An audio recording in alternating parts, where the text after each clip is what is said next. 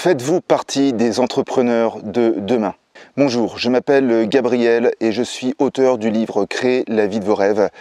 Et je suis formateur dans le domaine de l'entrepreneuriat depuis maintenant plus de 10 ans et j'accompagne les porteurs de projets et les nouveaux entrepreneurs. Si vous voulez en savoir plus, je vous incite à aller voir dans la description qui est située sous cette vidéo. C'est un fait, notre monde évolue, comme il a toujours évolué d'ailleurs, et l'humain qui le compose évolue aussi. Ce qui m'intéresse dans ce que je m'apprête à vous partager, c'est surtout de vous parler du monde actuel. Parce que ce qui s'est passé en 1500, j'étais pas là, en tout cas pas dans cette vie, donc on va plutôt s'intéresser à 2023. À mon sens, aujourd'hui, il y a deux enjeux qui sont quand même majeurs. Le premier enjeu est comment conserver une certaine humanité, surtout dans un monde où on voit l'intelligence artificielle qui se développe de plus en plus. Le deuxième enjeu, à mon sens, est comment prendre soin de notre environnement. Une fois de plus, c'est un fait.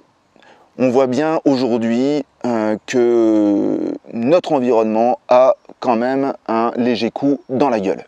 Je ne suis pas un pro-écologiste, clairement, parce que j'ai toujours eu beaucoup de mal avec les extrêmes. Mais néanmoins, on voit bien que ce réchauffement climatique n'est pas une légende. Donc certes, à notre échelle humaine, peut-être que sur 2 ans, 3 ans, on ne le voit pas trop, mais j'ose imaginer quand même que dans les 100 ans à venir, bon, et puis même, si je ne vais pas faire de certitude, parce que rien n'est, tout est changeant, donc à partir de là, comment dire que demain ça va être comme ça, je ne sais pas. En tout cas, on peut dire que aujourd'hui, on voit bien qu'il y a quand même des enjeux d'un point de vue environnemental. À mon sens, et c'est pour ça que je fais cette vidéo, les entrepreneurs ont un rôle à jouer. Surtout quand on sait que plus de 90% des petites et moyennes entreprises font partie du panorama français. Et aussi, surtout quand on sait qu'en 2022, il y a eu plus d'1 million d'entreprises créées. Donc quelque part, vous allez peut-être vous dire, ouais, c'est une goutte d'eau par rapport à plus de 67 millions de Français. Mais néanmoins, il y a quand même beaucoup d'entrepreneurs en France qui contribuent à créer, à mon sens, un monde meilleur.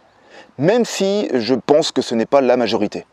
Justement, qu'est-ce qui pourrait différencier, selon moi, un entrepreneur de demain et un entrepreneur old school? Selon moi, c'est vraiment le lien qu'il peut y avoir entre la matière et la spiritualité, donc l'intangible, ce que l'on ne voit pas autour de nous.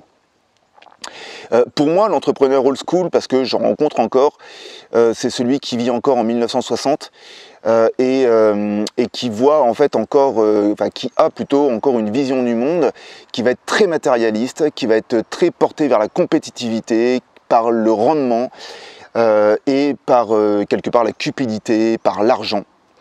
L'autre jour, je regardais le film Le Loup de Wall Street, que vous connaissez peut-être. C'est vrai que lorsque ce film est sorti, il y a plus de 10 ans, peut-être 10 ans en arrière, je crois que ça va être 2013, il m'avait parlé. Bon, surtout, j'avais beaucoup rigolé sur certaines scènes. Mais c'est vrai que, étant donné que ça fait des années que je forme des commerciaux, c'est sûr qu'il y a certains éléments, certaines compétences de Jordan Belfort, je crois qu'il s'appelle, qui me parlaient beaucoup. J'ai regardé le film, là, il y a la semaine dernière, il y a 15 jours, et ça me parlait beaucoup moins. Moi, je pense que, c'est que mon avis, je pense qu'une personne comme Jordan Belfort, surtout quand on voit en fait son chemin de vie en termes de numérologie, a cherché en fait à s'enrichir pour combler un vide, combler un manque de sécurité intérieure. Et c'est pour ça qu'il s'est enrichi. Donc, en somme, cela veut dire quoi? Ça veut dire que si en tant qu'entrepreneur, je suis centré sur moi et que j'entreprends avec mon ego et donc la seule intention et volonté de me remplir moi-même, je pense que ça existera toujours, mais à mon sens, moi, ça ne me parle pas. Et je pense que ça ne parle pas au monde actuel qui nous entoure. En somme, qu'est-ce que l'on pourrait dire des entrepreneurs de demain?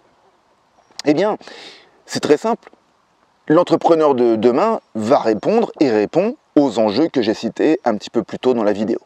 Cela va donc se matérialiser par le fait qu'il va garder un côté humain, qu'il va, et quand je dis par garder un côté humain, ça va être dans le lien qu'il va entretenir avec ses clients, avec ses salariés, que peut-être qu'il ne fera pas la distinction sur certaines comment dire, compétences en termes de diplôme par exemple. Ça veut dire que une personne qui aura un bac plus 5, qui sera peut-être ingénieur, pourquoi il aurait des meilleures compétences qu'un menuisier qui aurait un CAP?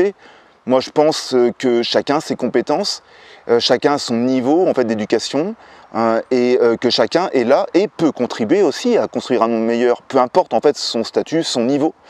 Et je pense que l'entrepreneur de demain va faire cette distinction et qu'il va éviter en fait de mener en compétition les gens qui sont dans l'entreprise, comme on peut le voir dans beaucoup d'entreprises. Et donc vraiment, il va être là pour faire monter les gens en compétences, il va être là pour comment dire, pour être moteur d'une cohésion entre les individus qui composent son entreprise. Et je pense que c'est ça, en fait, les éléments qui composent cette humanité. Maintenant, le deuxième critère, quand je vous parlais d'environnement, eh bien c'est ça. C'est le fait que cet entrepreneur de demain aura l'intention, déjà de ne travailler pas que pour lui, mais pour créer un monde meilleur et contribuer à un monde meilleur. Et donc par rapport à ça, peut-être fera beaucoup plus attention à l'environnement, à l'écologie, et donc fera aussi attention à sa consommation, et peut-être qu'il aura moins d'intention consumériste parce que il aura compris, cet entrepreneur de demain, que le bonheur ne se trouve pas dans la matière, mais qu'il se trouve en lui-même et dans les gens qui l'entourent. En somme, loin de moi d'avoir une pensée binaire à me dire que demain, il y a des entrepreneurs qui seront complètement dans la matière et des entrepreneurs qui seront complètement spirituels. Non, c'est pas ça. Il y a toujours en fait là-dedans un petit peu de tout. Mais, à mon sens, je le répète, cet entrepreneur de demain va être quand même beaucoup plus conscient de ces enjeux que l'on a et va œuvrer pour être la solution plutôt que de continuer de faire partie du problème. En conclusion, est-ce que vous pensez être un entrepreneur de demain? Est-ce que vous voulez apporter du bien autour de vous, apporter de l'amour? C'est la question que je vous pose. Laissez-moi des commentaires si vous en faites partie, ça me fera vraiment plaisir de vous lire. Et en attendant, écoutez, n'oubliez jamais que toute évolution provient d'une action. On se retrouve très bientôt. Prenez soin de vous. Ciao!